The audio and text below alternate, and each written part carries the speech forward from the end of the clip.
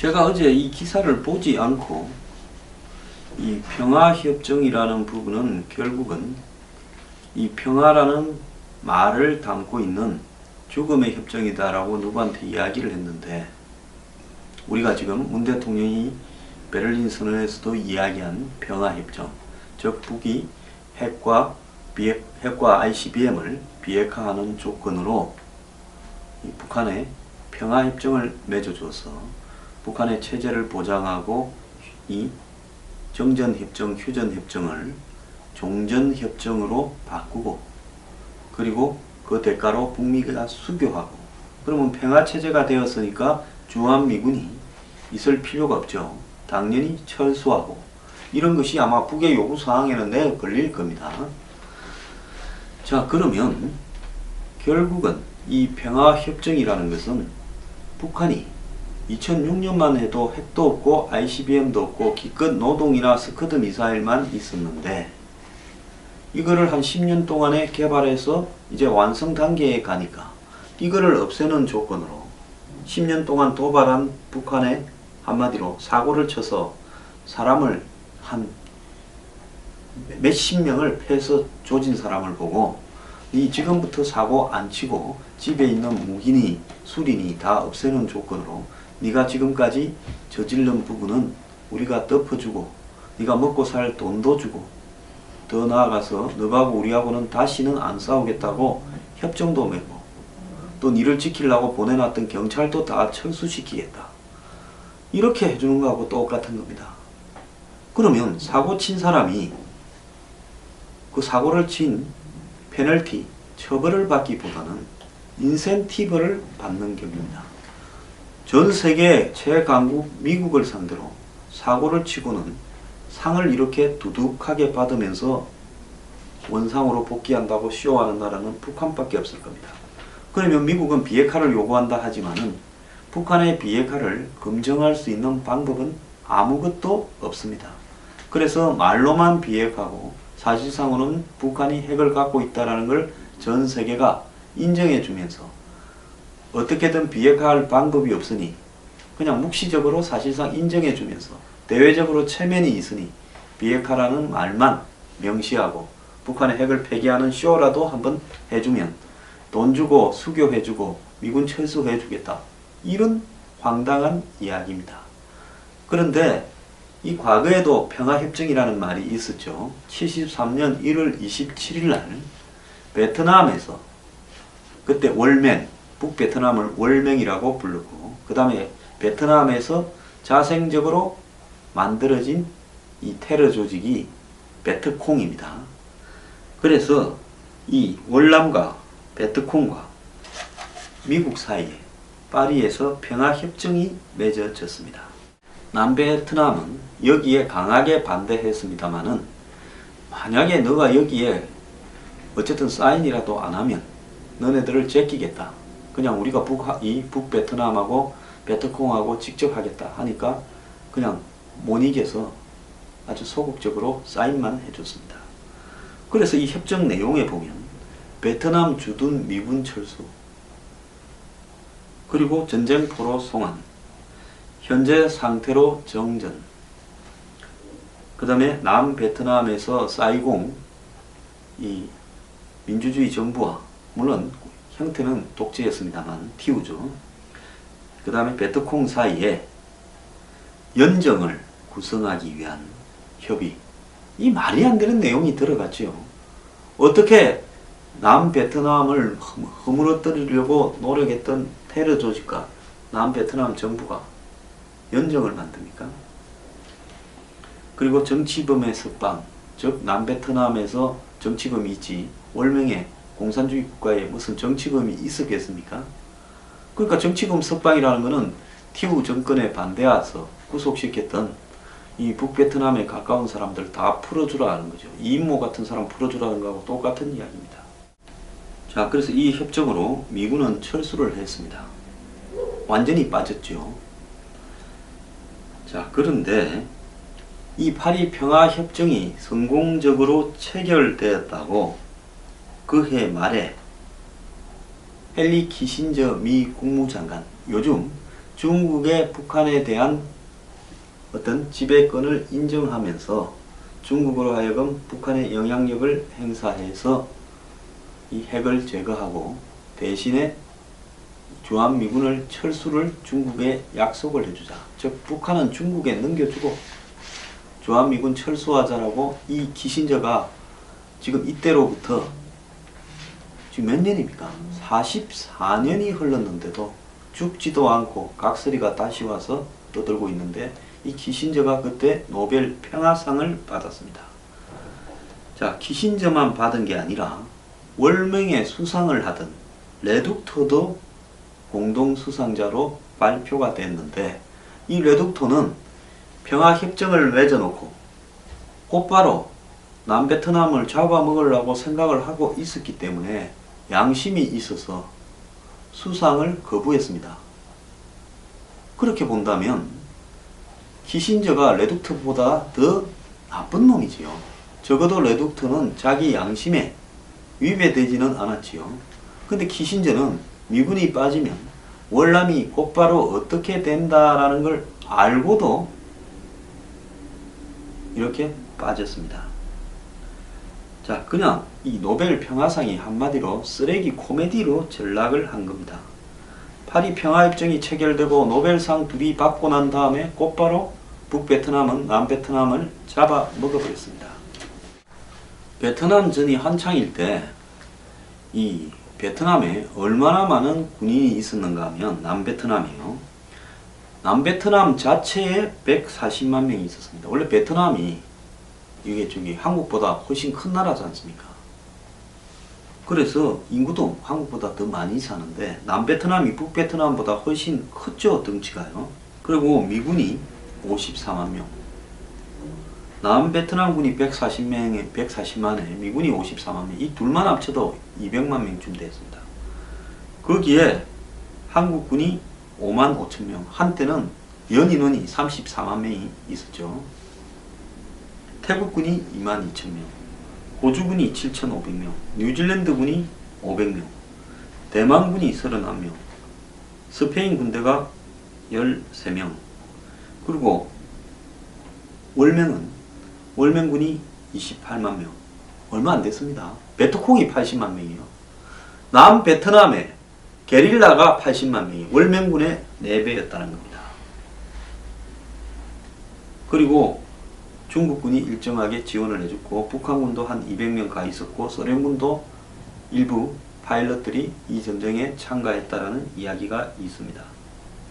그래서 이 전쟁에서 남베트남군이 한 30만 명 죽었고 미군이 5만 8천 명이 죽었고 한국군이 5천 명이 넘게 죽었고 12,000명이 부상을 했습니다. 자, 그랬는데 중국도 이 전쟁에 나름대로 중국군이 1,100명이 전사했고 17만 명 정도가 참전을 했다라는 이야기가 있습니다. 어쨌거나 미국은 그전에는 고문단이 가 있다가 1964년에 통킹만 사건부터 본격적으로 대규모 병력이 가기 시작을 해서 한 10년간을 이 미군이 베트남에 있었습니다. 싸웠습니다. 근데 68년에 구정공세에서 미국 대사관을 지키던 해병대도 죽고 대사관 일부가 점령이 되고 미군 부대에 곳곳에 베트콩들이 총을 쏘면서 달라드니까 사이공이 또 심했어요. 미국에 이것이 중계가 되면서 물론 그 반란은 곧바로 진압이 되었습니다만은 이 전쟁에서 이길 수 없다라는 내용들이 많이 확산이 되었습니다. 원래 북베트남은 54년에 디엠비엠프 전투에서 프랑스군을 이렇게 괴멸을 시키고 프랑스를 쫓아낸 다음에 이 남북이 분단이 되었는데 남쪽을 먹으려고 했고 남쪽에는 한마디로 베트콩들이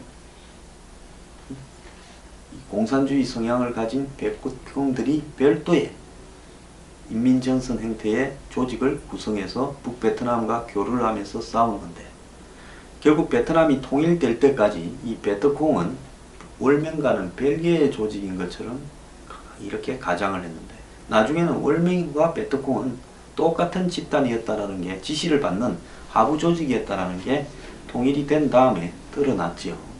그래서 어쨌든 미군이 6만 명쯤 죽어가니까 이 전쟁에 질린 미국이 우리가 원조 다 해주고 우리가 무기 다 가고 우리 군대가 한 6만 명이 죽었는데 그것도 모자라서 한국군도 데리고 가고 미국이 영향력을 행사하던 뭐 필리핀군, 호주군, 뉴질랜드군까지 다 데려갔는데 싸움이 끝도 없는 겁니다.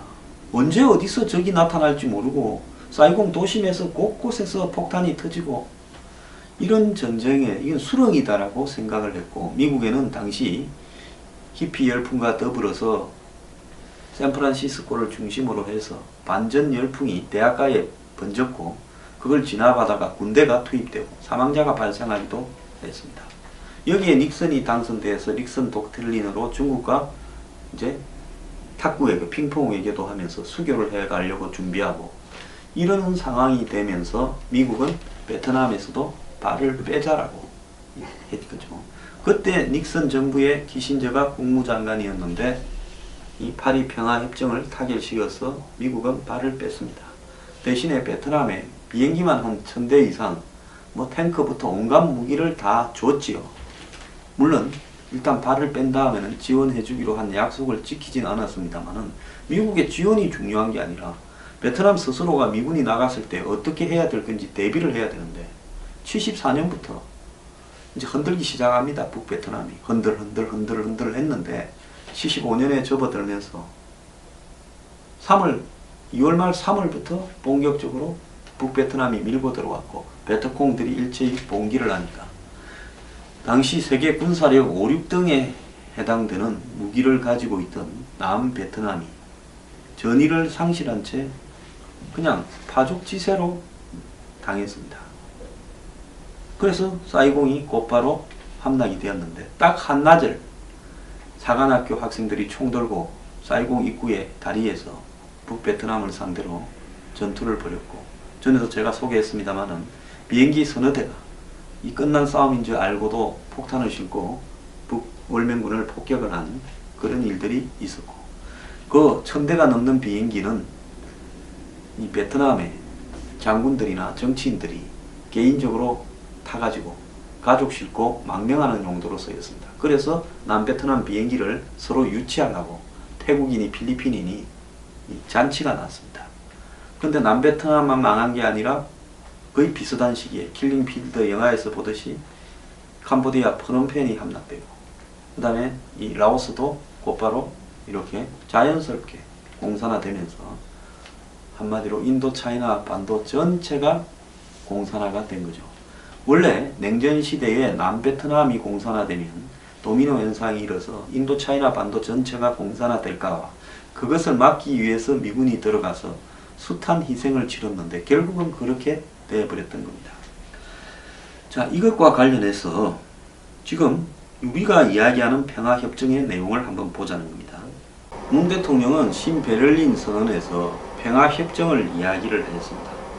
그런데 이 평화협정을 이렇게 이야기하는 부분에서요, 우리는 비핵화와 평화협정을 같이 하자라는 쌍궤를 병행하자라는 투틀에 중국과 입장이 비슷하고 북한은 선평화협정 후 비핵화, 미국은 선비핵화 후 평화협정을 주장을 하고 있고 중국은 아까 말씀드린 대로 우리와 비슷한 상황입니다.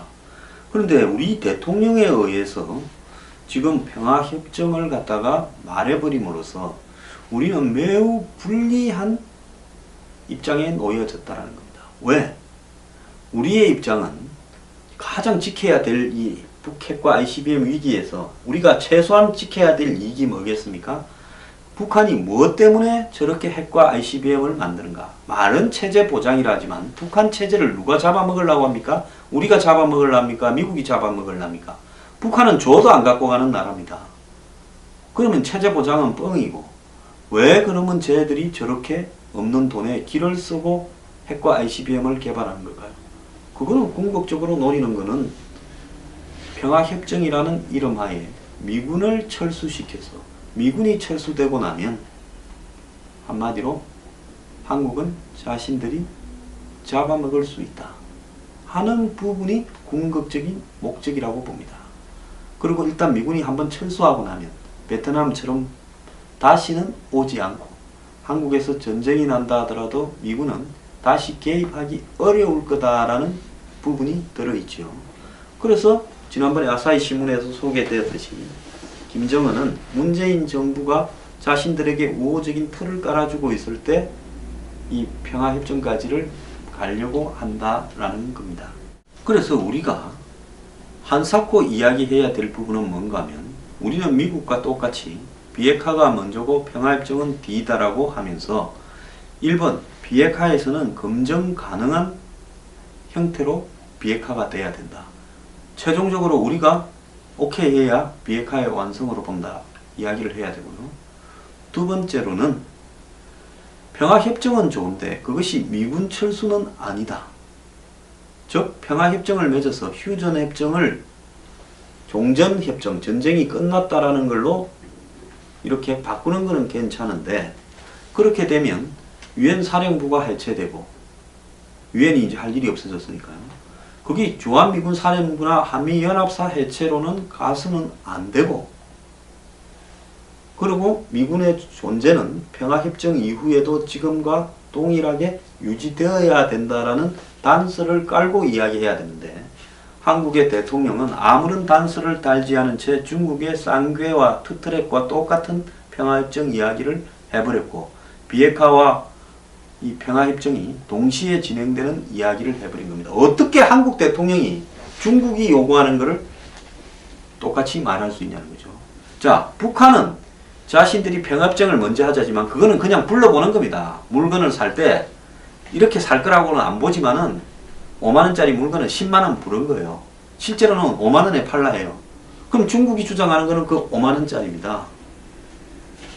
그런데 한국이 북한이 바라는 그 5만원에 보조를 취해줬다는 것은 평화협정에서 매우 문제라는 겁니다. 그래서 베트남이 평화협정 때문에 나라가 없어졌다. 즉 평화협정이 남베트남을 죽여버렸다.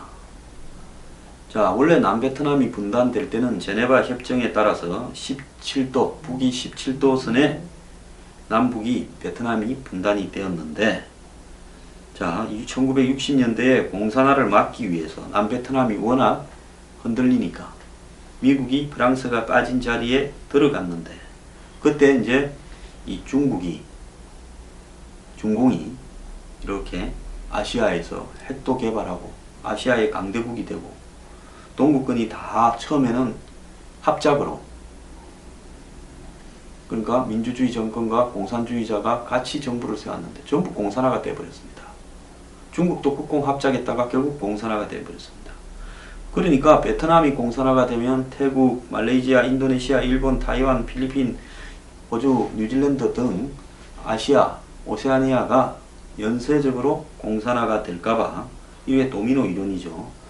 그래서 미국이 최대 54만 명까지 베트남에 주둔을 시켰고 한때는 연인은 250만 명이라는 겁니다. 이렇게 갔는데 결국 남베트남이 68년 이 구정 공세에 당한 뒤부터 이제 평화협정이 시작되어서 실제로는 남베트남은 이 평화협정에 주도를 못했고 월명과 미국 양자간에 했는데 결국 73년에 이 협상이 타결되고 그리고 그 이후에 공산화가 됐습니다.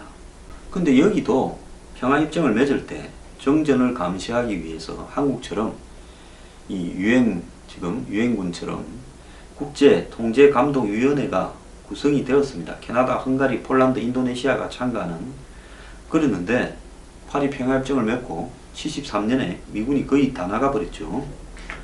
그래서 이미 파리 협정이 진행이 될 때 미군은 빠지기 시작했고 서명이 완료됐을 때는 2만 명만 남았다는 겁니다. 근데 1973년 5월에 미군이 다 나가버렸습니다. 자, 이 와중에도 전투는 곳곳에서 계속되었고 결국은 75년 4월 30일 베트남은 지구상에서 사라져 버렸습니다. 북한은 베트남에 의해서 보듯이 전쟁을 치르지 않고 미군을 내보내고 사실상으로 앉아서 한국을 먹는 통일을 생각을 하고 있고 그 방법이 핵과 ICBM이라는 겁니다. 그래서 김정은이 반제 반미 핵 대결을 내세우면서 결국은 미군 철수를 노리고 있다라는 겁니다.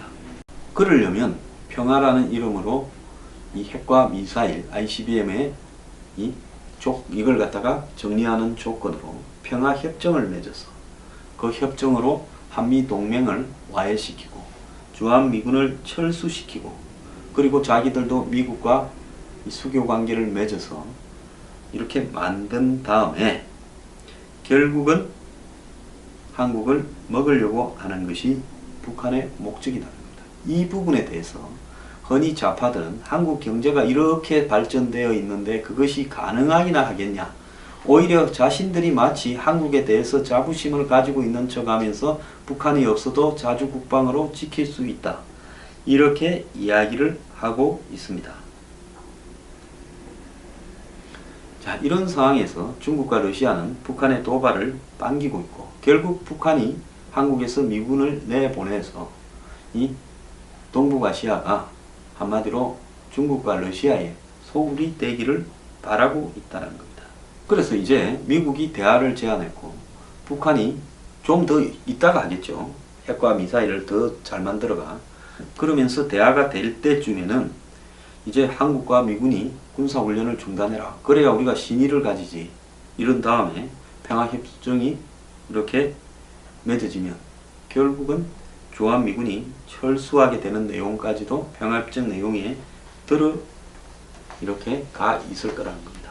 그러면 문재인 대통령은 도대체 평화협정이 무슨 말인지나 알고 저러는지 나중에 일이 잘못되면 역사적으로 이 평화협정을 제안한 부분에 대해서 책임을 져야 될 겁니다.